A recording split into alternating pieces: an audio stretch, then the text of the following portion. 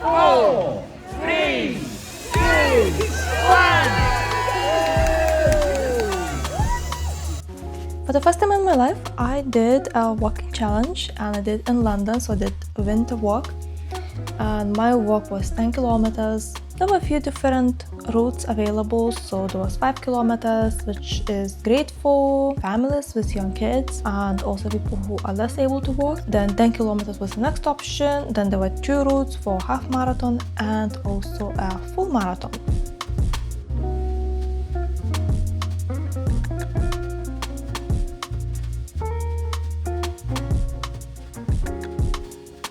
I found out about this walk through work because in January we usually have steps challenge, and they recommended this event as a good way to get our step count up. So I said, like, why not? Let's do it. And honestly, I have no regrets. I will be sharing my thoughts about the event at the very end of this video, so stay tuned if you want to find out what I thought about the event at the end.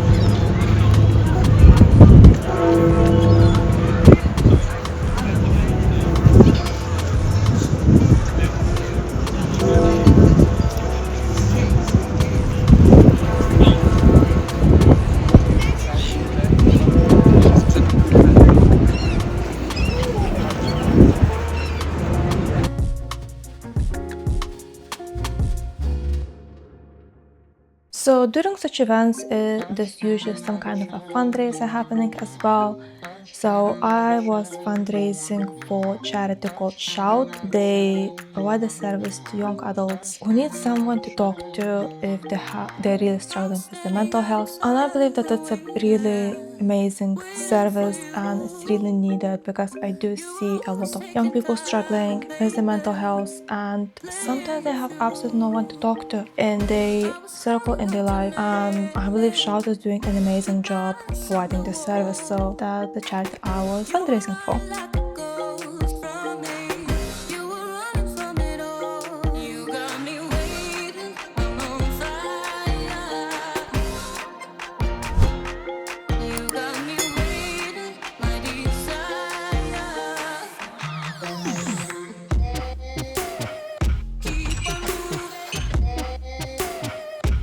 The route was really easy. So we started on the south bank and we walked all the way up to Millennium Bridge, which we crossed. And in my opinion, Millennium Bridge, as pretty as it is, it can be a bit dangerous because it does get a bit slippery when it's wet, and it was pouring rain. So I was very careful crossing it because it's really easy to slip. And if you're ever coming to London and you're crossing that bridge in the rain, just keep in mind that you need to be careful while crossing it.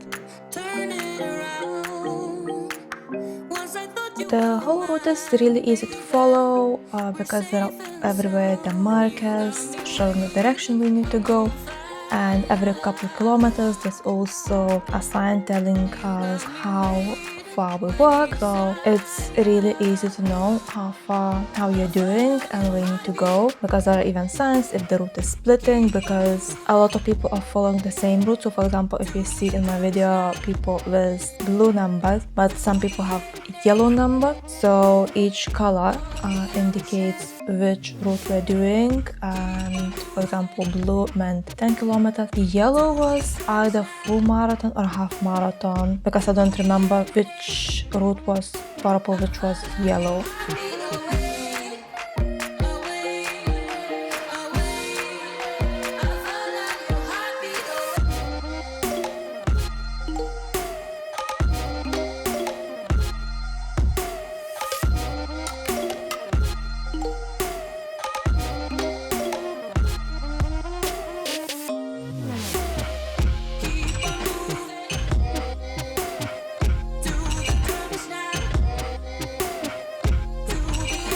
And this was such a coincidence. I managed to get from Big Ben at 12 o'clock back to Big Ben at 1 o'clock. I could not believe it when I saw that time on the clock.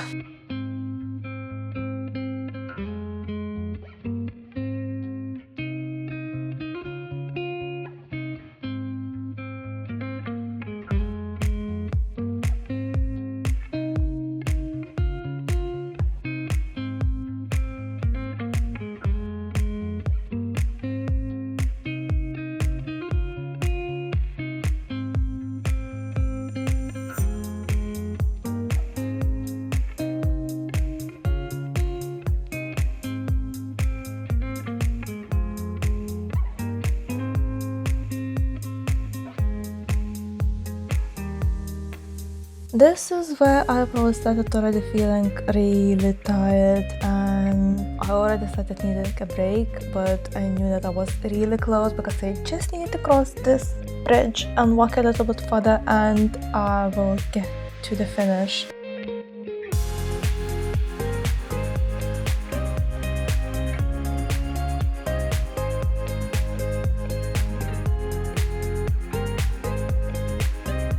And I'm getting to the finish line. I am so close to the finish. I was so tired and I was hungry. So I'm very proud of myself getting this done, and I'm pretty sure I would do it again.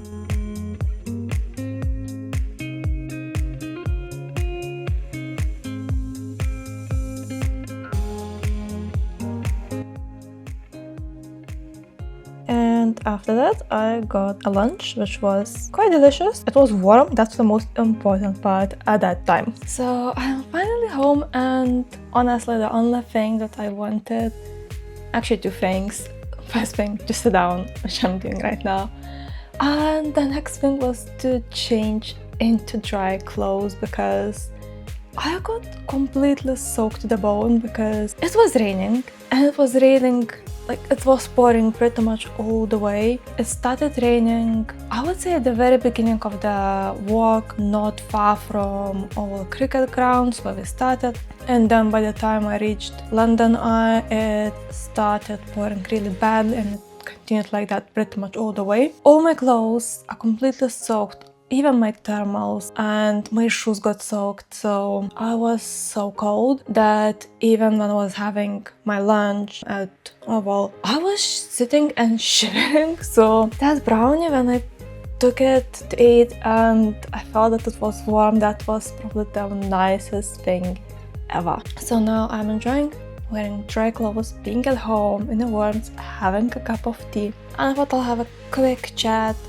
about this challenge. So as I mentioned at the beginning of the video, I was doing this challenge because it kind of was a suggestion at my workplace, because we're doing step challenge in January, but I mainly decided to do it as a challenge for myself because this was my longest continuous walk without like long breaks to sit at a cafe or anything since I had an injury. So 10 kilometers I did before throughout the day with breaks, but I've never done it constantly walking. I'm very, very happy I did it. If someone told me to do this challenge a year ago, there's absolutely no way I would have done it. But now I feel good. The last kilometer was probably the hardest. I was really pushing myself because I really needed a break.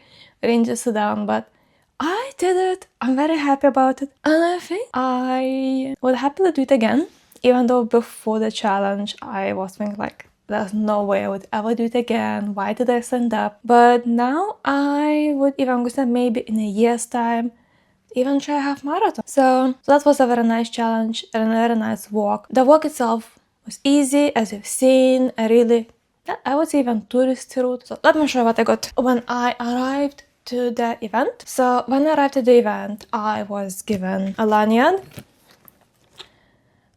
with my QR code, which was scanned at the beginning and at the end, and also contact numbers for emergencies, and that's something that I need to wear with me at all times. And there's also like a number which I secure to my bag, which is somewhere. Then I got a little information leaflet, which again had the same contact numbers in case of emergencies, and It has some information about the event as well, like rules and other things, and it also had a map with different routes, because there were several routes, as I mentioned during the video previously. There's 5 kilometers, 10 kilometers, half marathon and full marathon. Half the marathon actually has 2 different routes, because full marathon is split into 2 half marathons, so people can choose which route they prefer. And I also got this thing, which what I understand is like to wear on the neck as to warm up, but I don't know what I will be doing with this. And then I got a nice bobble hat. So, and to be honest, I was so happy I got it, because this is now the warmest hat I own, and it was really good to have it during the challenge. And then when I finished my challenge, when I returned, I got a medal, and it's really, really nice. And it's my very first challenge in my life. So, and this is my very first medal in my entire life. So I'm very happy about it. And I thought I would be interested in that, but here I am, have it, medal. I haven't collected a lot of money for the charity. I think it's around £20, and my workplace will match it as well, so that's gonna be in total around £40. But it was also my first fundraiser, so I'm happy with what I achieved, and I will do it again. Let me know. Have you done challenge like this, something similar? Would you do it? So let me know in the comments below. And if you enjoyed this video, please give it a like. And I usually do videos about travel and rollerblading and some other stuff. So if you think that if that is your cup of tea, subscribe to my channel, and I will see you next time. Bye!